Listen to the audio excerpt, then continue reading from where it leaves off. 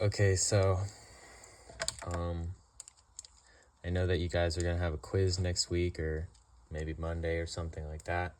So I'm just gonna quickly go over the rate unit, the rate of our reactions.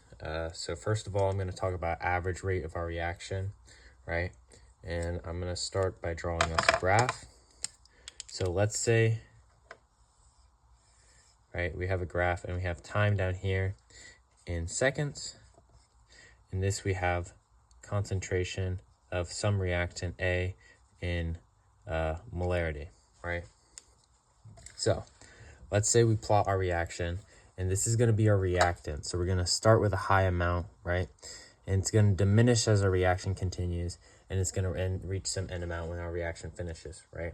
So when we're looking at average rate, let's say we're picking two time coordinates, right? An interval that we're going to look at. So let's say we're looking at from when the reaction, well, I kind of didn't draw it to 0. So let's say the reaction at 1 second to the reaction at 5 seconds, right? So we're going to draw a dot at 1 second and a dot at 5 seconds, right? So our average rate is simply just going to be the slope between these 2 points, right? So we have a rise over the run, right? Our average rate of the reaction over this interval is going to be our slope at these points, right? And if we're looking at this, we're looking at rise over run, which is really, right, the change in the concentration of a reactant A over the change in time, right? Because we're seeing that our reactant is changing its concentration to this end value, and our time is changing its, duration to this value, right? So we're looking at change in reactant concentration over change in time. This is our average rate formula, right? And this is going to be, the units of this are going to be dependent on the units that we're looking at, right? For this case, it's molarity for our concentration over our seconds. So our rate is going to be expressed in molarity per second, right? It's important to note that we can look at any one of our reactants or products in a reaction to determine our rate, right? So we can look at this product or this reactant, this product, or this product. And we need to know that for a product graph, it's going to look the reverse, where we start off with a low amount, presuming that we start with 0 products, and we're going to reach a high amount, right?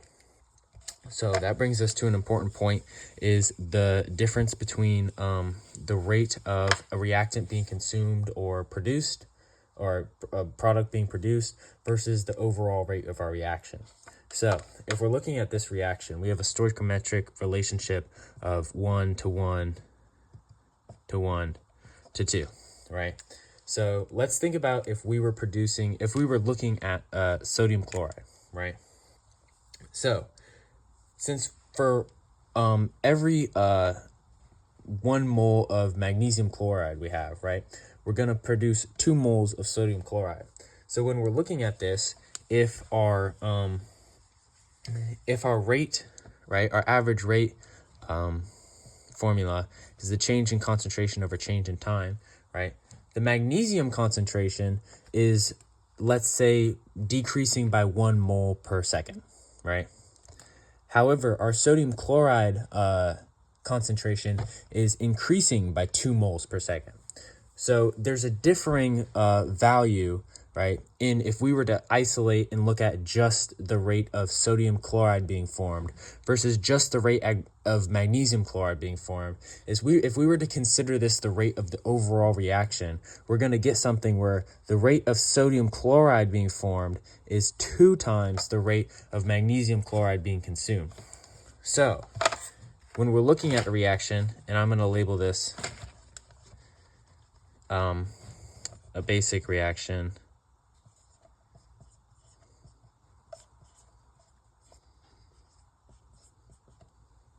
right? So the relationship between our the rate of our individual products and reactants being consumed has to take into account our stoichiometric relationships, right?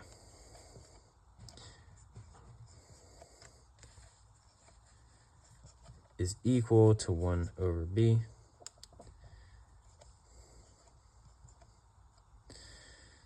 Sorry, this is kind of taking a second.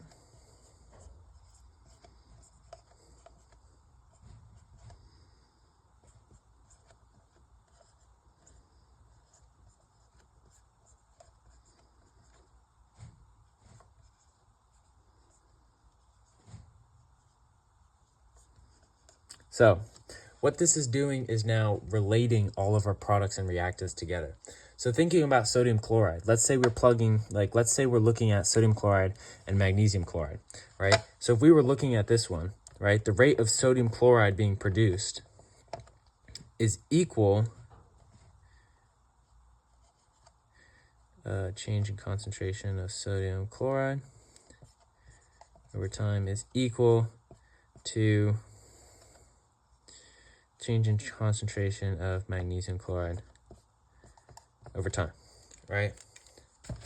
So if we're looking at these two, like I said before, right, if we were just looking at the rate of sodium chloride being produced to the rate of magnesium chloride being consumed, because of our stoichiometric relationships that we're producing 2 moles of sodium chloride for every 1 mole of magnesium chloride, it would look like our sodium chloride is being produced at a faster rate than our magnesium chloride, which is true. But the rate of the overall reaction is independent of the stoichiometry. So we have to take into account that 2 moles of sodium chloride are being produced for every magnesium chloride, which means the rate of the reaction is really 2 times less the rate that we're observing for our sodium chloride. So that's the point of this 1 over A, 1 over B, 1 over C, and 1 over D. It's saying that if we have some stoichiometric amount that is making it so that we're producing some X amount of moles more of our product than our reactant, or consuming some X amount moles of our reactant than producing our product, it's saying that we're dividing it by that amount to get the value of like moles that is really being transferred independent of our molar fractions, right? So that's the point of this. That's saying that our rate of sodium chloride being produced is 2 times faster than normal than our magnesium chloride, but we have to take into account that 2 more moles are being produced, so we're going to divide it by that 2, and it's going to get this equaling factor, right? And the reason why we have these negatives here is because rate can never be negative. If rate was negative, it would almost be like we're going back in time, which doesn't make sense. So even though if we were to measure our reactants, right, we're going to get that our change in concentration is going to be negative, right? Because we're losing concentration we're losing molar amounts as our reactants are being consumed. So to combat that, we have to put a negative symbol for all the reactants, right? So that it makes our rate positive, because rate has to be a positive value. So that's really our average rate that I've just gone over. So now let's think of some things that might increase or decrease our rate, right? So if we're thinking about collision theory, right, there's 3 points to collision theory. It's that particles must collide, right? They must collide with correct orientation, and they must collide with sufficient energy to start a reaction, right? So some factors that are going to increase or decrease right, the rate of our reaction. So first of all is surface area of our reacting species. So the big thing that we're looking for with collision theory is namely frequency of collisions, right? So let's think of having a cube versus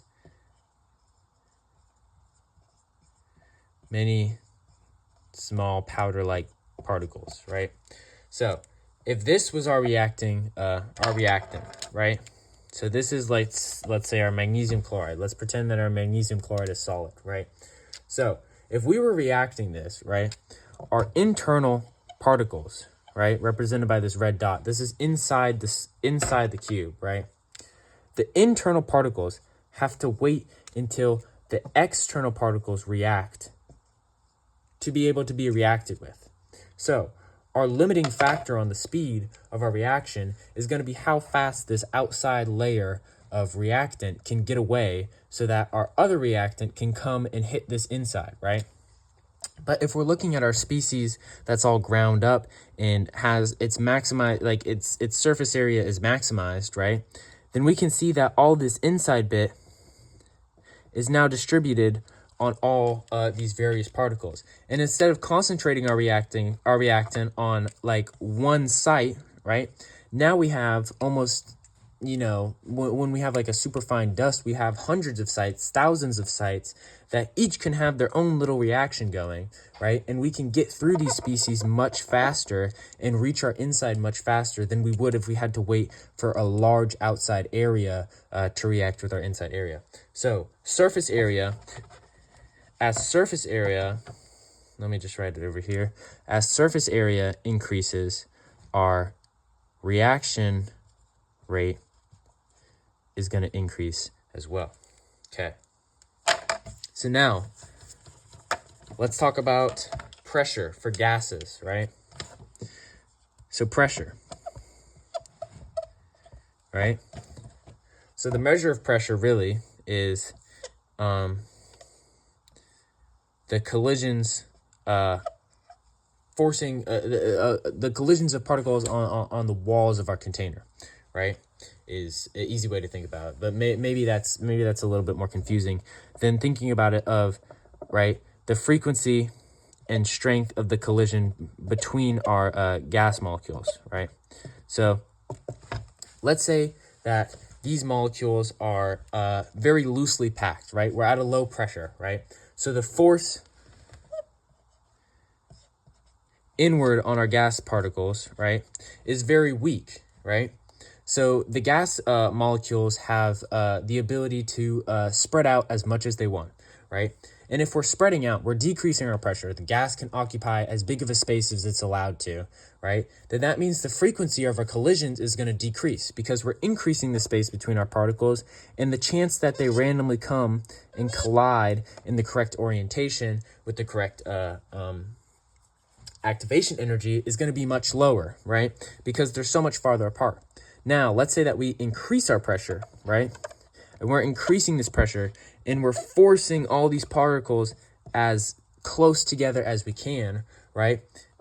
This is our increased pressure. Now look how much greater of a chance we have of two particles coming and colliding, right? So pressure is going to decrease the distance between the molecules of our gases, like the average distance between the molecules of our gases, which means the frequency of their collisions is going to increase. So increasing pressure is going to increase reaction rate. And pressure and volume are almost synonymous in this sense, in that increasing our volume is going to decrease our pressure, and vice versa. By decreasing our volume, we're going to increase our pressure. So I'm also going to write under this that increasing volume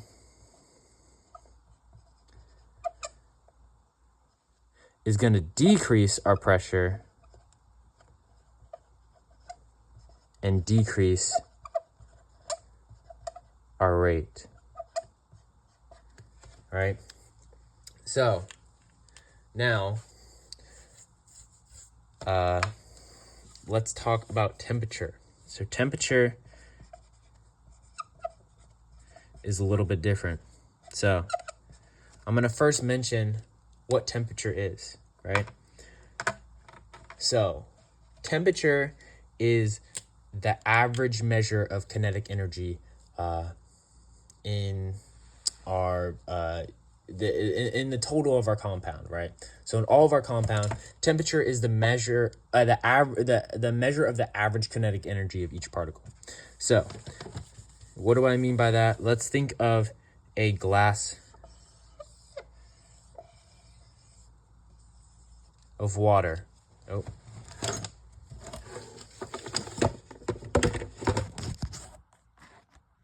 Let's think of a glass of water, right? We're going to say that we're at 25 degrees Celsius, right? Room temperature, right? In this glass of water, we have our water molecules, right? And let's say we have some other thing. Let's say we're dissolving some sodium chloride. Right? So we're dissolving some sodium chloride, right? So temperature is the measure of the average kinetic energy of all our particles. So when we have a a solution or a compound, or really a solution or a gaseous mixture, right? Or I guess any state of matter, any solid, I'm any physical object. Let me say that, right? Kinetic energy and temperature manifest in the form of vibrations in our molecule. And I'm sure you guys have heard that like a solid is vibrating, and it vibrates less than a liquid and less than a gas, and the gas is random vibrating motion that's super hectic, and that's why it's, you know, it expands to any space and whatever, right? So when we're looking at in this case our solution, right, kinetic energy is going to be the vibration of our molecules, or the motion of our molecules. So let's say this molecule is moving, and this one's moving, and this one's moving. But the important part is that they're not all moving at the same speed or the same kinetic energy, right? Some of our molecules, just by happenstance of collisions, right, are going to have more kinetic energy than some of the other molecules, yeah. So some of our molecules are going to be moving much faster than they would be expected to at 25 degrees C. And some of our other molecules are going to be moving much slower than they're expected at 25 degrees C. And if we're having molecules that are moving much faster than it, and having molecules that are moving much slower than it, when we take the average of them all, right, they're going to come to some uniform amount that's going to cancel out the fast and the slow. It's going to even to some mean amount that ends up being our 25 degrees C. So it's important to know that when we talk about temperature and kinetic energy, it's not that every single particle is moving at the exact same speed. It's really that there's a large range of particles moving at very different speeds. But when we take all of them into account, they average out to be some uniform speed, right? So this is important for temperature. So I'm going to draw an energy coordinate diagram, which is one of the two diagrams that you guys need to know. So an energy coordinate diagram is going to have progress of reaction and potential energy on the y-axis.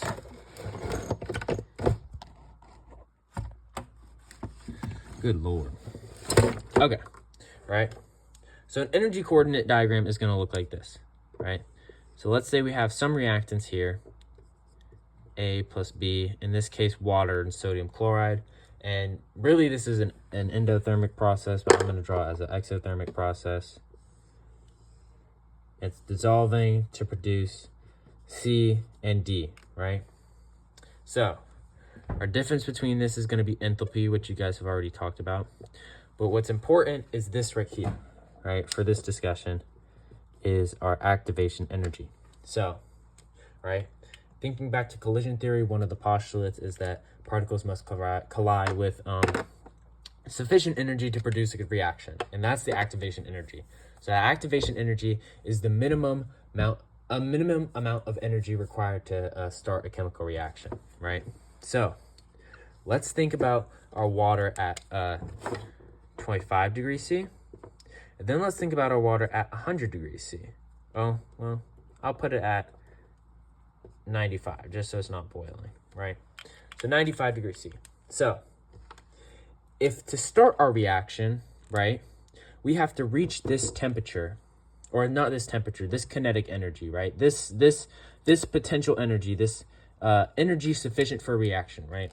So to start our reaction, to start our dissolution or solvation of sodium chloride, we have to reach this energy, right? It's this minimum amount of energy that we need.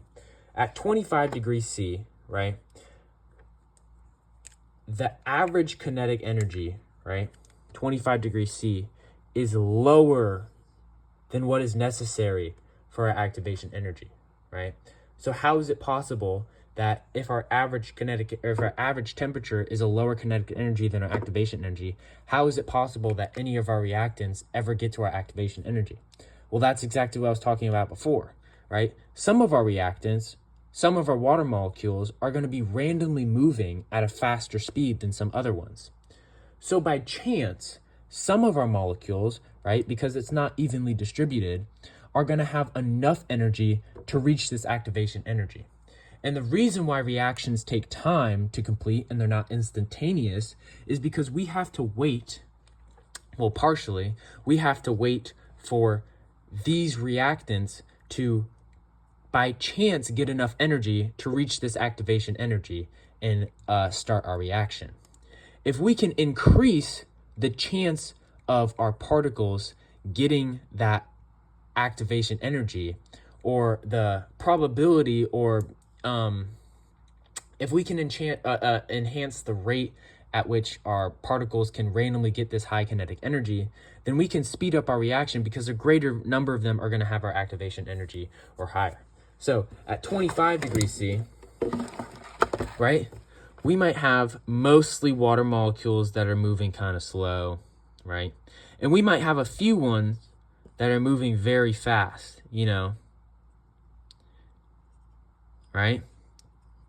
So we have a few that are moving very fast. And then when these two collide and they bump in the middle and collide, then we have enough for our activation energy. But the majority of them are going to be lower than our activation energy. So we have to wait until these accumulate enough kinetic energy to be able to produce this high frequency collision, or this high energy collision, right? Now, at 95 degrees C, what we've done is we've raised the average kinetic energy of our particles. So if temperature is the average kinetic energy, raising it to 95 means that now our kinetic energy of our particles rests higher overall, at a higher average, which means now we have the majority of particles having this activation energy, right? And now only a few of them are having this small one. So the chance of us getting this higher activation energy has now greatly increased, which means the rate at which we get successful collisions is going to drastically increase. So this was really, well, once we get a higher chance of getting our activation energy, obviously the rate at which we get successful collisions is going to increase, and the rate of our reaction is going to increase. This was a very roundabout way that I think is kind of important for talking about the Maxwell-Boltzmann curve. So the Maxwell-Boltzmann curve, right? On our, oh shit, I erased all those. On our bottom is going to be kinetic energy, and on our side is going to be number of particles, right? So, right, a Maxwell-Boltzmann curve. So kinetic energy is synonymous with temperature, right? So temperature is, like, kinetic energy is not the average, right? Temperature is the average kinetic energy, right? So this is looking at a specific kinetic energy, not average, right? So let's say we have a temperature 1. And we have this high curve over here, right? And what does this mean? So if we look at our X and Y axis, this is saying that, right, if this is the number of particles, right, then the most number of particles are at this peak right here, right? And if we draw this down, we have some kinetic energy, right? This kinetic energy is relatively low compared to the rest of our x-axis. However, this has the most number of particles, right? Which means that, let's say this is the 25 degrees C. This means that the most of our particles have a relatively low kinetic energy, right? Because this hump is so big, and this represents the ratio of our particles that exist. So the most, like most of our particles in our solution are going to have a pretty low kinetic energy, right? And if activation energy is really a minimum kinetic energy, right, then we can draw our activation energy on here. And we can say that at this point, this is the minimum amount of kinetic energy on this plot that we need to start a reaction. Now, if the most number of our particles are over here, then the chance that we're going to get a stray particle over here is very low to reach our activation energy. And we can see if the area under this curve is the plot of our total particles, then it looks almost like 95% is over here and only 5% is over here. Then we can say that our rate is going to be pretty slow because only 5% of our particles are achieving the kinetic energy that we need to start a reaction, all right? Now let's think about a temperature like 95 degrees Celsius that we had said before, right? So if at 95 degrees Celsius, the average kinetic energy of our particles has increased, then that means the most number of our particles, that really big peak, is going to lie at a greater kinetic energy, right? So let's say this is now where our peak is, right? So now we have a graph that has a little bit shallower of a peak, right? Of a little shallower of a slope, and this is temperature 2, right? Our activation energy is exactly the same because that doesn't change for a reaction, right? But look at this. The area under the curve has to be exactly the same because that's our total number of particles, right? The area under our curve must be the same because we're not increasing or decreasing the amount of our particles. We're just shifting the energy that they have. So what this new temperature is saying is that now the most number of our particles have an activation energy that is, or not an activation energy, have an average kinetic energy that's pretty high. And look at this, by virtue of most of our particles now being more towards the middle of this kinetic energy graph, that means that it looks almost like now we have, maybe 35 over here and 65 in this area under the activation energy. So 35% of our particles now have the activation energy needed to collide. So as we're raising temperature and raising the average kinetic energy of our particles, the chances that the number of our particles having the activation energy or higher is going to increase. So as a overall point, right, increasing the temperature increases the average kinetic energy of our particles, right? And it's going to increase the amount of particles that have the activation energy or higher. And that means that we're going to be able to have more particles that are starting our reaction, and the rate of our reaction is going to increase. So as a really roundabout way, temperature increases rate, right? And now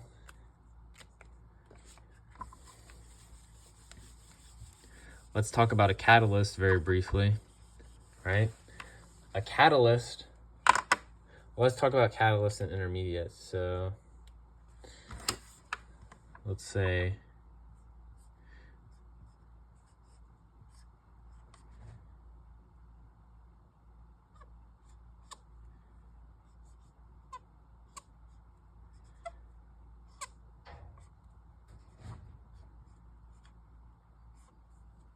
okay. So let's say this is our first reaction, right? Our first step in our reaction, right? And this is our second step in our reaction, right? So a catalyst is something that is initially consumed, right? And then produced at the end of the reaction. And this means that the net amount of our catalyst is not changing over time, right? So let's think of something that you guys should know, which is the nickel catalyst in the hydrogenation of ethene, right? So we have a nickel catalyst at 50 degrees C, right? If we were to observe this, we would observe almost that the ethene is just hitting this nickel catalyst and not even really reacting. It just seems like it's just kind of there. But really, the nickel catalyst is reacting with it. But we don't see a net change in the amount of catalyst. We don't see our nickel catalyst being consumed, because once the catalyst is consumed, right, by this arrow, it is then produced in the next step. So the exact same amount that we consume, if we consume 1 mole of this, in the very next step, we produce 1 mole of it. So we don't see a change in this, right? Our intermediate is going to be different, right? Our intermediate is a species that is produced initially and then immediately consumed. So Z is a intermediate step between step 1 and 2, right? It's a linking between step 1 and 2. And as soon as Z is produced, right? As soon as it's produced, it is immediately consumed in the next step of the reaction. This means that we can never obtain a measurable amount of Z. And to us, it just seems like, you know, Z is almost non-existent, like empirically. Like if we were to try to measure this in a physical experiment by some analysis, we would be unable to measure Z, because the exact amount, if we produce 1 mole of this, immediately 1 mole of it is consumed. Now, if we look at these two reactions, right, we can kind of cancel out what's on the opposite side, and we can see that if we were observing this reaction from the outside, it would just look like X plus W is equaling Q, right? And our catalyst might be something that's off to the side, typically drawn above the arrow, right? And it might be something that's like nickel. It doesn't seem like it's really contributing to the reaction. It's just kind of there, right? But that is not the case. So catalysts, what do they do? Well, let's think of an energy coordinate diagram, right? Well, all right, we have our energy coordinate diagram, right? We have our reactants, we have our products.